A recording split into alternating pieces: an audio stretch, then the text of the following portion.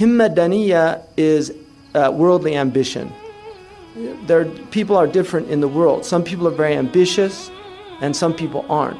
Very ambitious people, if they have certain, there's a lot of elements that go into success, but they can have worldly success. Spiritual ambition is where you have a desire for otherworldly things. Spiritual wealth, not material wealth.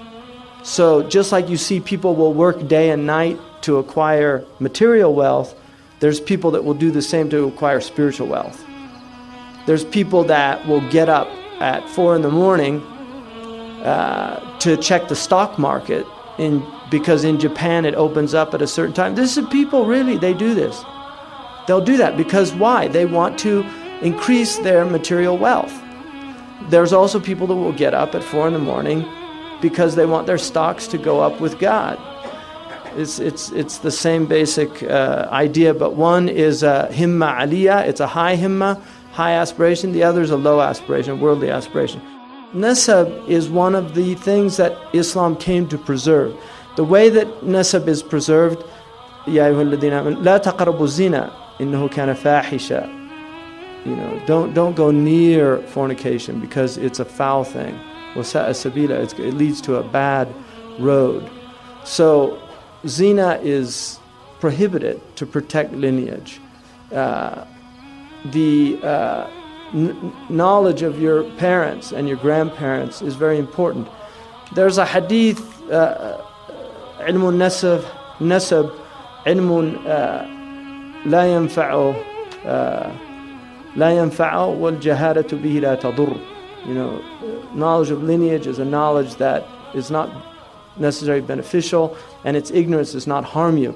The ulama say that statement is for people that delve too deeply into something like that.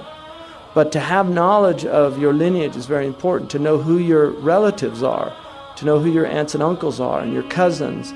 These are all people of your arham, to know where you came from, to know who your people are. Those are very important things in Islam and historically in human communities. Knowing who your ancestors were is important. And one of the things that distinguishes blue bloods in the West and other people is simply that they know their grandparents. That's all. Helen Keller said every pauper has a king in his past, and every king has a pauper in his past. That the human family, if you go back, you're going to find that you probably had great people in your line, and then you probably had people that were not so great. The Prophet ﷺ, all of his ancestors were amazing. Allah subhanahu wa ta'ala preserved his lineage. There was no fornication.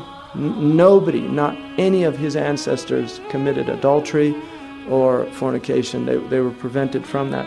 So knowing the lineage of the Prophet, the least that you have to know about him is that he is a Nabi al-Hashimi. You have to know that he is a Hashemite Qurayshi. And that's considered a wajib, to know that he's from Mecca, that he's a Hashemite and he's Qurayshi.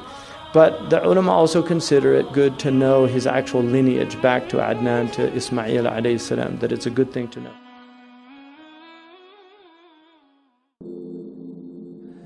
إلهي يا متعالي ارحم حالي